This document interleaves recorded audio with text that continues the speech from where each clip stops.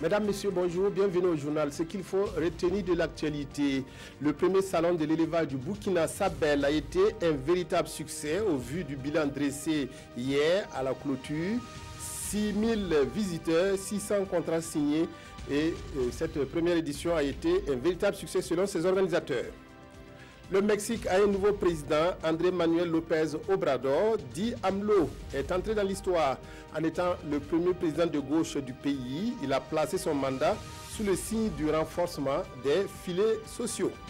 Le Burkina désigné à la tête de la conférence ministérielle de l'OCI, dont la 7e s'est tenue à Ouagadougou sous le thème « Autonomisation des femmes, enjeux, défis et perspectives ». Le ministre de la Femme, de la Solidarité nationale et de la famille vient nous faire le bilan de cette 7e conférence. Bonjour Madame le ministre. Bonjour Godefroy. Voilà, merci d'être venu ce midi sur notre plateau. La première édition du Salon de l'élevage du Burkina présente un bilan satisfaisant de 5 jours d'exposition et de rencontres. Ainsi, 600 contrats d'une valeur de 3 milliards de francs CFA ont été signés. Ce premier salon de l'élevage a aussi connu un engouement certain avec plus de 6000 visiteurs enregistrés sur le site d'Issiao. Les exposants sont également satisfaits de leur participation à la manifestation qui a permis de promouvoir les produits de l'élevage du Burkina. Reportage Tanga Kafando. Pendant 5 jours, ce sont des communications sur plusieurs thématiques en lien avec l'élevage, des expositions, des visites de stands et des échanges de contacts. Chez les initiateurs, c'est une satisfaction qui se dégage. 8 panels en tout, 5 conférences, 1 colloque, tous se sont tenus.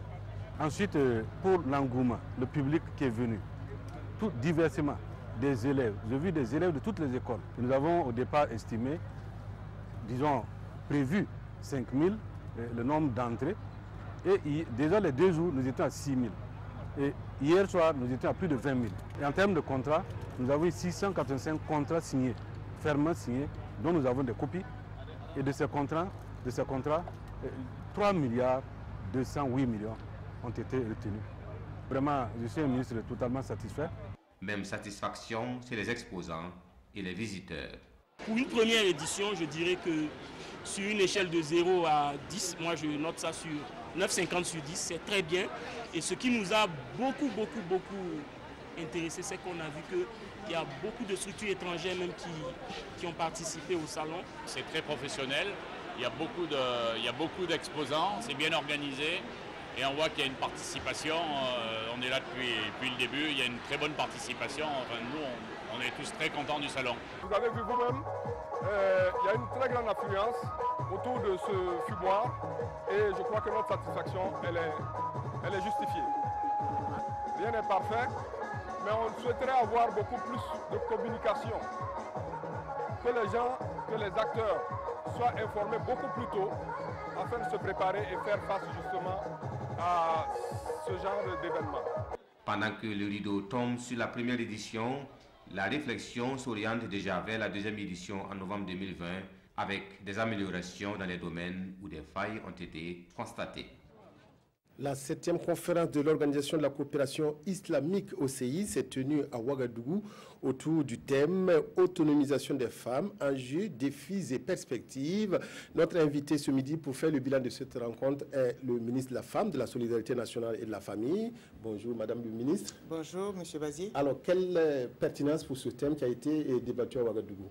Avant tout propos, je voudrais déjà remercier le secrétariat général de l'OCI qui a bien voulu accompagner notre département pour relever ce défi de l'organisation de la 7e session ministérielle sur le rôle de la femme dans les États membres de l'OCI. La pertinence maintenant du thème que le Burkina Faso a choisi, parce que le thème de la 7e conférence a été choisi par le Burkina Faso, qui est l'autonomisation économique des femmes dans les États membres de l'OCI, enjeux, défis et perspectives, c'est de dire déjà que l'autonomisation des femmes a plusieurs aspects. L'aspect déjà personnel, il est important que les femmes puissent faire des choix elles-mêmes. Et le deuxième aspect, c'est l'économie. Nous savons que la situation macroéconomique de nos pays, les femmes sont fortement représentées, plus de 50% de la population, donc c'est mathématique. Hein. Si nous autonomisons les femmes, le développement durable vient de facto. Et le troisième point, qui est l'aspect facteur social cohésion, c'est une équité. C'est un facteur de justice sociale que de pouvoir ramener les femmes au même niveau que les autres. Donc, il était important que nous puissions ensemble, avec les sœurs des autres États, les 56 autres États de l'OCI, que nous puissions discuter sur cette problématique qui va d'ailleurs en droite ligne avec le plan d'action de l'OCI de la 6e session ministérielle qui s'était tenue à Istanbul. Oui, justement, avant la Turquie, donc avant Ouagadougou, il y avait Istanbul. Cette sixième rencontre a été marquée par un plan d'action. Est-ce que, voilà, où en est-on avec la mise en œuvre de ce plan d'action? Oui, et tout à fait. En 2016, nous avons eu une réunion ministérielle avec les autres ministres du genre à Istanbul et nous avons élaboré un plan d'action qui devait être opérationnalisé par les pays membres de l'OCI. Ce plan d'action, généralement, se situait entre l'autonomisation des femmes, entre le cadre juridique et un environnement protecteur en faveur des femmes, l'accès des femmes à l'éducation, surtout aux filières scientifiques. Nous avons aussi l'accès à la santé et le Burkina Faso a aujourd'hui pu dérouler tout ce qu'elle a pu faire par rapport à ce plan d'action. Et enfin, nous avons pu aussi aider à demander l'implication des femmes dans la gestion, la résolution et le maintien de la paix dans les États. Donc cela va en cohérence avec le plan national de développement économique et social du Burkina Faso qui aujourd'hui, de par les missions assignées à mon département, a pu faire une bonne présentation et des acquis dans ce domaine qui sont des acquis importants pour notre pays et qui peuvent aussi aider les autres pays à s'enrichir. Alors, toutes ces actions qui ont été menées pour que la femme puisse atteindre l'autonomisation se poursuivront également après celle de Ouagadougou, la rencontre de Ouagadougou, la 7e. Et quelles en sont ces grandes conclusions? Oui, nous avons déjà élaboré le plan. La grande conclusion, c'est de mettre un canevas de suivi des différentes recommandations issues de ces genres de réunions, parce que le plus souvent, on les oublie ou les gens ne font pas les efforts de les suivre. Le Burkina Faso a demandé une résolution pour le suivi de la mise en œuvre de ces recommandations. Donc, il était important que chaque pays puisse dire à quel niveau il est pour la mise en œuvre de ces plans, parce que vous savez que nous sommes des ministres sectoriels, donc en mesure d'appliquer les politiques du chef de l'État dans ce sens. Donc nous avons déjà fait entrer cette résolution par rapport à ça. Nous avons aussi émis une résolution, c'est de la banque de la famille. Aujourd'hui, il y a cette banque à l'OCI et nous voulons la vulgariser à tous les États. Donc le Burkina Faso aussi s'est porté intéressé par la mise en place d'une banque de famille au Burkina Faso. Donc cela est très bien. Et enfin, nous voulons aujourd'hui travailler sur la résolution 1325 qui demande l'implication des femmes dans toutes les sphères de décision, en l'occurrence dans le règlement des conflits et le maintien de paix. Donc nous avons voulu que les autres États aussi puissent mettre un plan d'opérationnalisation de cette résolution 1325. Donc ça a été bien accueilli et ça a été mis sur le compte des recommandations de la 7e session. Il faut dire que nous avons eu 20 résolutions des pays. Sur les 20, il y a 18 qui ont été maintenues, dont 3 du Burkina Faso. Et quels sont ces 3-là? Les 3, c'est déjà ce que je voulais vous dire. La banque de la famille, nous avons demandé à ce que la banque de la famille puisse être installée ici pour que nos femmes puissent en profiter. Nous voulons aussi avoir la résolution 1325 pour les autres pays parce que nous savons que c'est un monde assez violent. Donc nous avons besoin qu'on puisse impliquer les femmes parce qu'aujourd'hui, c'est la femme qui est la mieux placée pour impacter sur les conflits, parce que c'est elle qui a l'époux, c'est elle qui a l'enfant, c'est elle-même aussi qui est actrice de cohésion ou de conflit social. Donc, il était important que la femme soit au centre de ces résolutions de conflits. Donc, nous avons demandé cela. Et la dernière résolution, c'était le suivi et la mise en œuvre des recommandations issues des rencontres. Donc, nous avons mis un canevas pour pouvoir bien suivre ces recommandations. Donc, ça a été accepté. Alors, en parlant de suivre, on parle perspectives. Quelles sont les perspectives qui se présentent après cette 7e session de l'OCI à Ouagadougou? Vous savez, nous avons eu la lourde tâche de prendre la présidence de la 7e session sur le rôle de la femme dans le développement des États membres de l'OCI. Il est important de dire que les perspectives les sillons sont déjà tracés, parce qu'il y a ma consoeur de la Turquie qui avait le flambeau avant. L'essayer de surtout maintenir le cap, dynamiser cette cellule qui va permettre aujourd'hui aux femmes d'avoir un cadre d'expression et de pouvoir aussi remonter l'information à la haute hiérarchie qui est l'instance des dirigeants, afin de pouvoir mettre et d'orienter les différentes stratégies des pays. Donc, nous allons travailler à cela. Et mieux encore, nous avons la ratification de la loi de l'ODF, c'est l'Organisation pour le développement des femmes dans les États membres de l'OCI. Aujourd'hui, nous avons besoin encore de 3 signatures. Le Burkina Faso a ratifié cette loi à l'unanimité à l'Assemblée nationale. Je veux remercier déjà tous les députés à l'Assemblée qui ont ratifié cette loi. Et aujourd'hui, nous avons besoin de 3 autres pays pour que cette loi soit opérationnelle. Et cette loi est vraiment en phase avec les aspirations de notre pays et d'autres pays de l'OCI. La mise en œuvre de cette loi permettra encore de mieux protéger et de mieux promouvoir les femmes dans nos États. Alors, c'est sur ce signe-là que vous placez votre mandat, œuvrer en faveur donc pour qu'il y ait des instruments juridiques pour, en tout cas, encadrer les activités des femmes dans le monde. Absolument. Il n'y a pas que ça.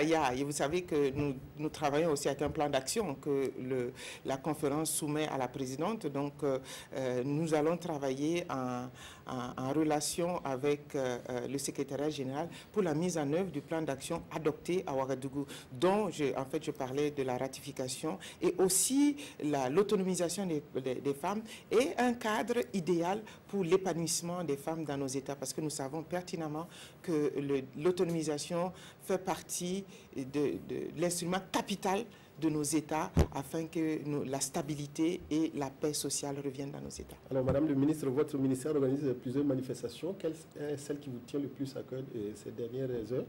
Vous savez, je suis un ministre qui a beaucoup de secteurs, parce que j'ai en charge les personnes vivant handicap, j'ai en charge les personnes vulnérables, j'ai en charge les violences faites aux femmes. Et aujourd'hui, nous avons 2 actions fortes. Celle de lundi, il y aura la journée internationale des personnes vivant handicap. Donc, nous allons célébrer cette journée dans le Naouri, à Pau, et nous avons aujourd'hui l'intention, c'est les couches vulnérables comme les femmes, d'autonomiser cette couche sociale qui a besoin aujourd'hui d'un regard et d'avoir un développement inclusif. Et nous avons aujourd'hui aussi le démarrage les 15 jours, les 16 jours d'activisme sur les violences faites aux femmes, qui a le thème Oranger le monde.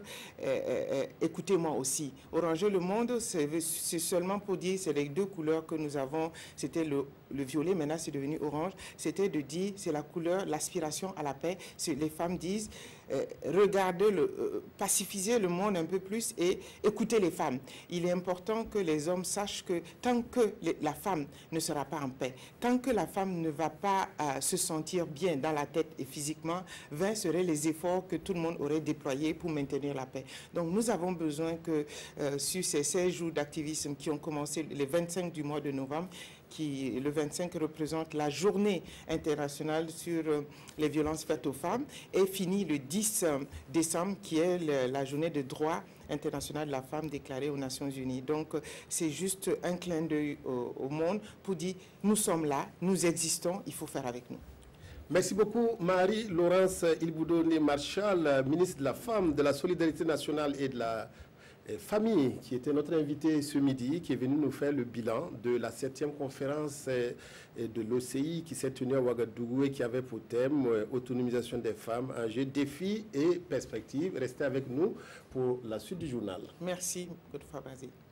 Les forces de défense et de sécurité mobilisées contre le terrorisme et le grand banditisme ont reçu hier le soutien public des populations du Kouritenga.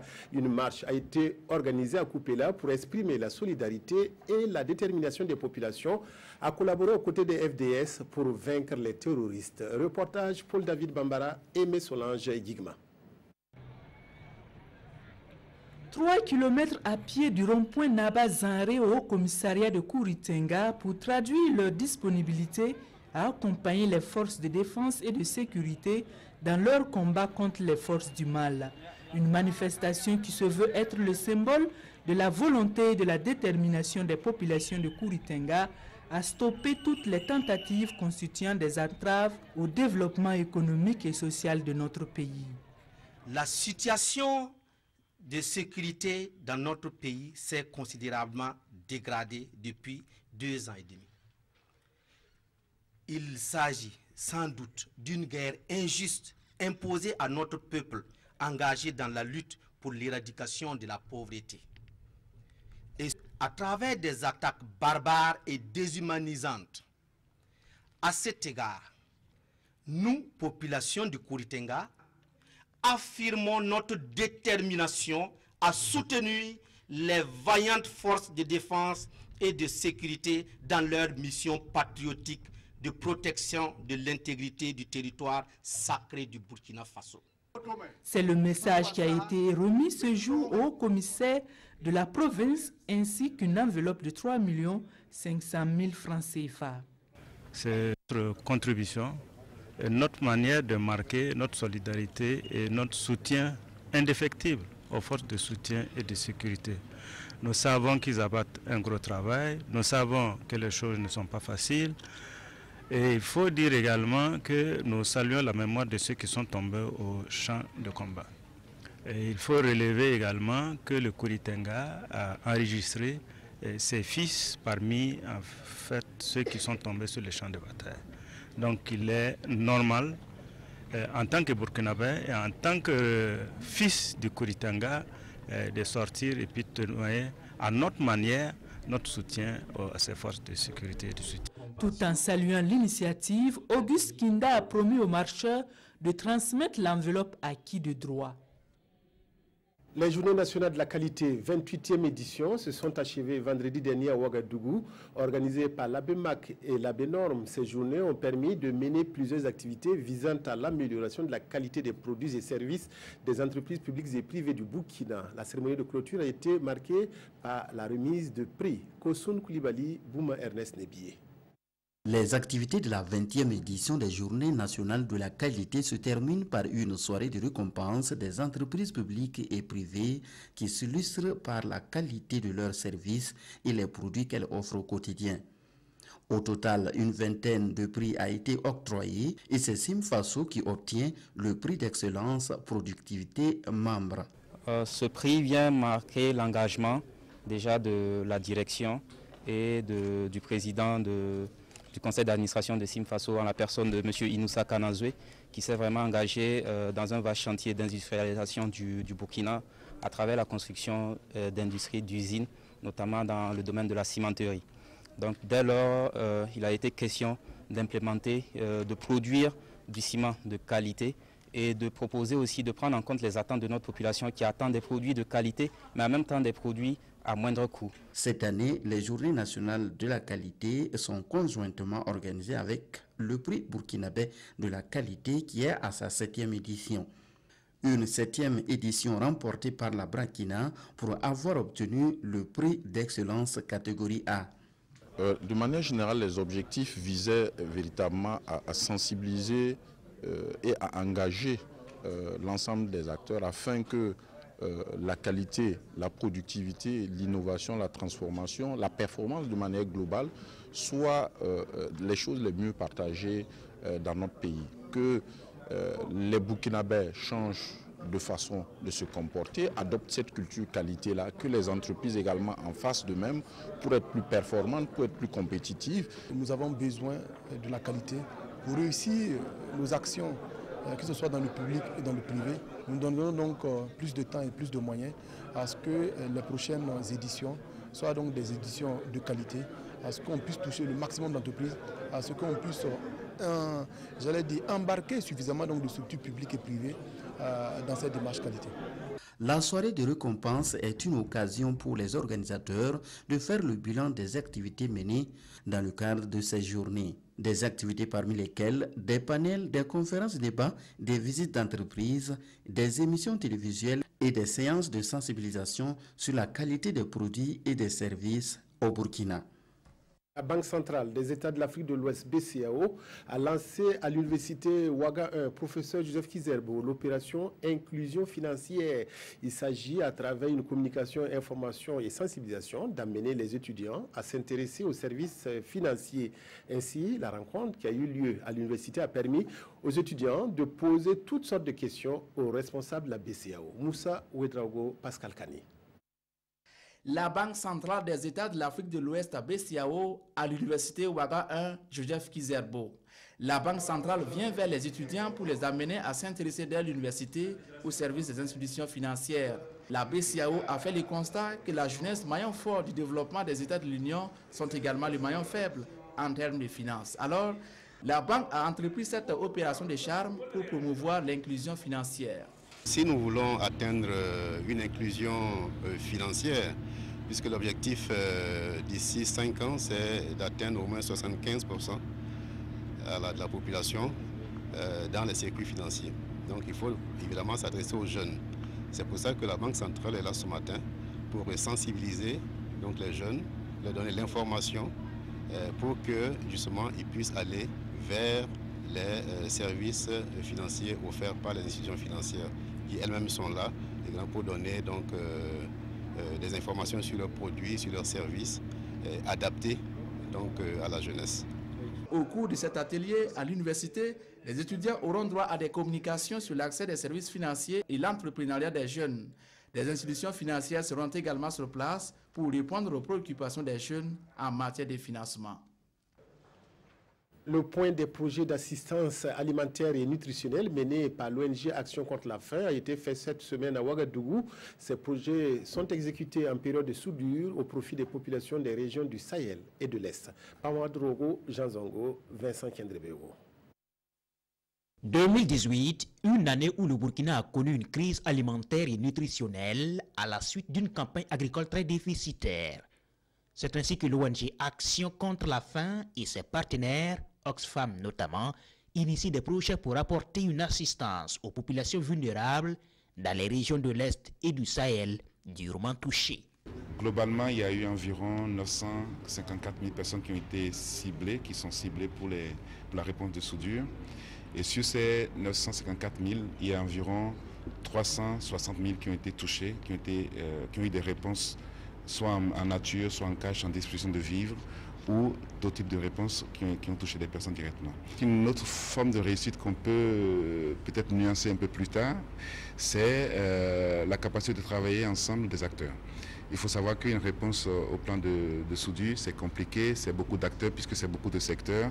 Il faut que les acteurs de nutrition, de sécurité alimentaire, ceux qui travaillent sur l'eau, l'assainissement, ceux qui travaillent sur le bétail, travaillent ensemble pour pouvoir donc apporter une réponse cohérente. Cet atelier qui réunit Action contre la faim et ses partenaires permettra de faire le bilan des projets d'assistance alimentaire et nutritionnelle mis en œuvre et d'en tirer les enseignements. En attendant les conclusions, la satisfaction se dégage. Voilà, un peu de tradition pour boucler cette édition, pour boucler en tout cas les informations en page nation de cette édition, intronisé en octobre dernier, le nouveau chef de Rassam Toundé dans la commune d'Arbolé a été officiellement installé. Naba Tigré succède à son père qui a régné pendant 34 ans. Il s'est engagé au début de son règne à œuvrer en faveur de la paix et du bonheur des populations de son royaume. Paul-David Bambara, Tanga Kafando, reportage. Après plusieurs semaines de consultations et de renseignements sur la moralité des prétendants au trône, 3 au total, et c'est finalement l'un des fils de l'ancien chef qui a régné pendant 34 ans et décédé en juillet 2017 qui a été retenu. Il a été intronisé le 20 octobre dernier par Naba Gigmde de Yako. Je vais suivre les traces de mon père en m'appuyant sur les sages du village et les conseils des autres chefs coutumiers. Leurs bénédictions m'aideront à réussir mon mandat. Âgé à peine de 40 ans, le nouveau chef, Naba Tigré, conformément à la tradition, a été officiellement installé sur le trône de son père le mardi 27 novembre 2018. Il s'est engagé à tout mettre en œuvre pour assurer et garantir la paix et la stabilité. Son premier nom de guerre, Naba Ouaddaga ou l'étoile.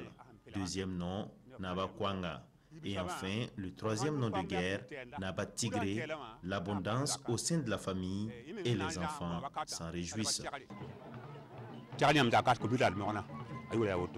C'est devant des collègues chefs coutumiers de villages environnants, des parents et une population enthousiaste qu'il a reçu les honneurs. Moment solennel, mais également moment de réjouissance. À l'occasion, ils étaient nombreux, les troupes et groupes d'artistes qui sont venus pour des prestations, et cela dans une ambiance de grand jour qui s'est poursuivie 2 jours durant.